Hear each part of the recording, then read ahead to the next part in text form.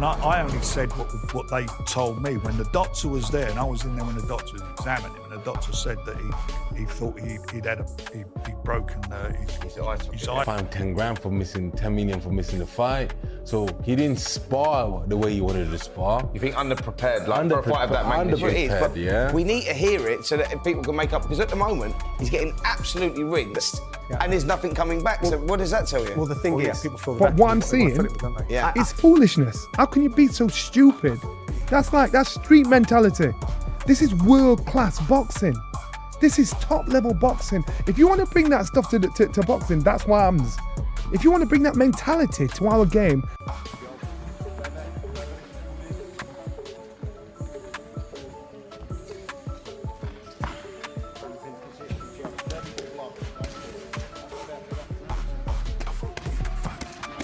probably shouldn't be doing that, right? There he goes again. Now again, I'm no doctor, I don't know, but it does seem like that's a bit of an issue.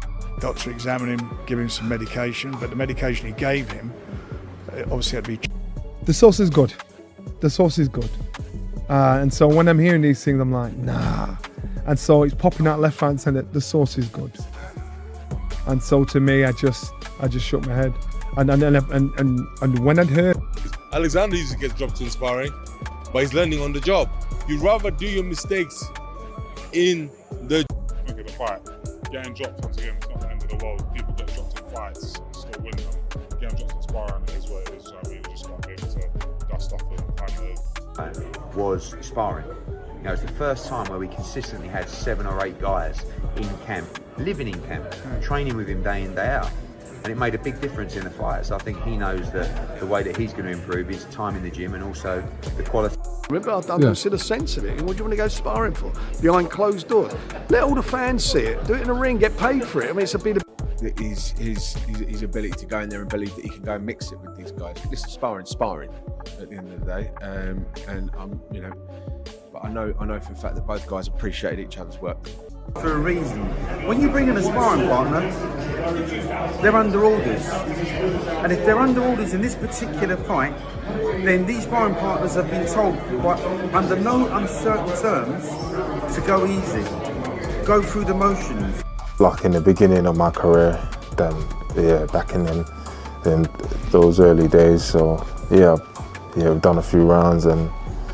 Yeah, you know, I'm sure he's come on since then, so yeah, and he's been lucky so far, but yeah, I'm looking to take his all. Frame with his lead hand, keep the distance, which he does such a good job of.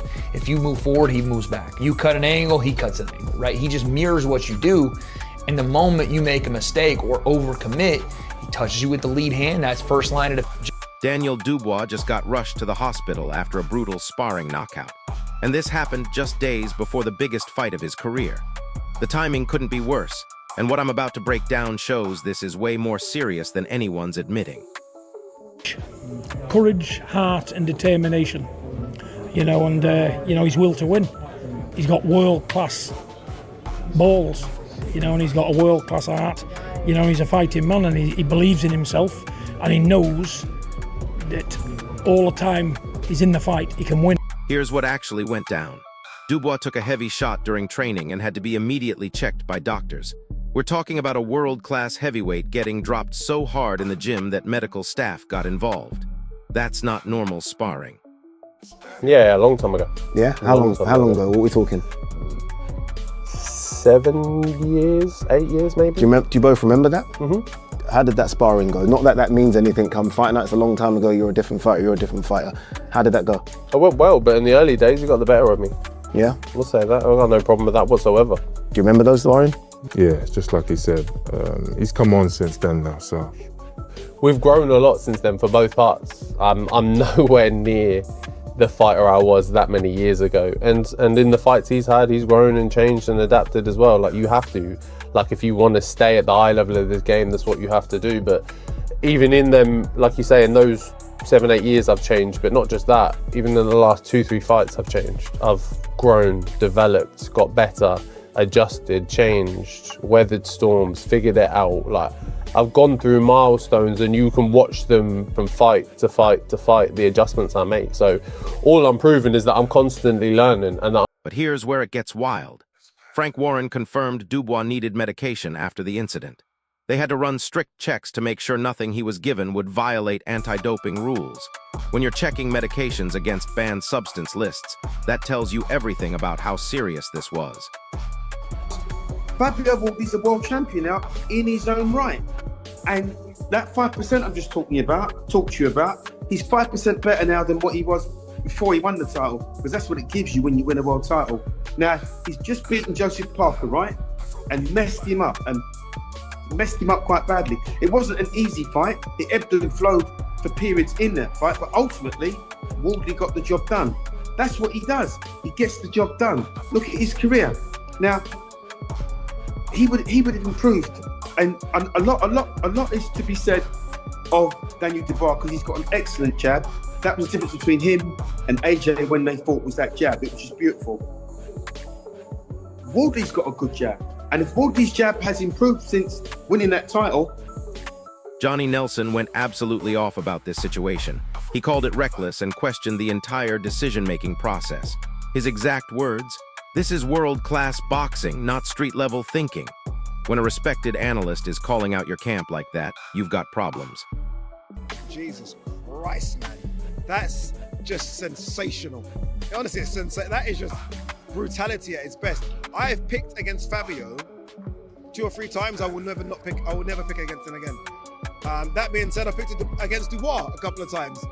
I think it's 50-50, and this isn't fencing, because I 51-49 Fabio. Fabio can crack, unlike any heavyweight I think right now in the division, but he takes a lot of punishment. Like, we've seen it, and I don't think you can take that type of punishment early from Dubois. But it's a tremendous fight. Look, if it does happen, credit to both. Credit to Dubois. To do Usyk, Miller, Hrgovic, AJ, Usyk, Wardley is better than any run minus Usyk in the heavyweight division. And, by the way, Parker was supposed to be squeezed in there as well. Now here's the kicker. Some people are defending this as normal sparring. Derek Chisora says getting dropped in training is just part of learning. But listen, there's a difference between getting caught and getting hospitalized.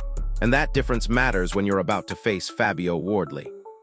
About mindset, Dom recognises that it's not about the physicalities with Daniel Dubois, never has been. Yeah. You know, he's a big, strong guy, and like, if you get his mind right and he's that self-belief there, and that's what Dom will be. Lawrence Ockley tried to downplay it too, saying sparring knockdowns don't change his opinion of fighters. But hold up, this isn't just about getting caught once. Reports are suggesting Dubois has had multiple troubling moments in camp. That's a pattern, not a learning experience. Eddie Hearn jumped in talking about strong training environments and quality preparation. But you know what's not quality preparation? Your main event fighter getting knocked unconscious days before a major fight. That's called poor camp management, and it shows. Frank Warren tried to keep things quiet, saying sparring should stay behind closed doors. Too late for that, Frank. When your fighter needs medical attention, it's already public. And now everyone's questioning whether Dubois is even ready for this fight. Here's what nobody's talking about. Jake McKenzie revealed that sparring partners often operate under strict instructions. They're not always going full intensity. So if Dubois is getting dropped by guys who aren't even trying to hurt him, what happens against Wardley? The mental game is completely shot now. Spencer Oliver stressed that Dubois' biggest battle is psychological. Well, getting knocked out in sparring and rushed to the hospital isn't exactly a confidence booster. Don Charles was working on building that mental edge, but this setback changes everything. And get this, Don Charles, Dubois' former trainer, opened up about being dismissed from the camp. He said the timing felt abrupt and unexpected. So now Dubois is dealing with coaching changes and getting dropped in sparring. That's not preparation, that's chaos. Fabio Wardley is watching all this unfold and probably can't believe his luck. Ade Oladipo called Wardley one of the hardest hitters in the division right now. Meanwhile, his opponent is getting hospitalized in training. The momentum has completely shifted. So here's the reality. Dubois is stepping into the biggest fight of his career with serious question marks around his chin, his preparation, and his mental state. Wardley brings knockout power and zero sympathy for damaged goods.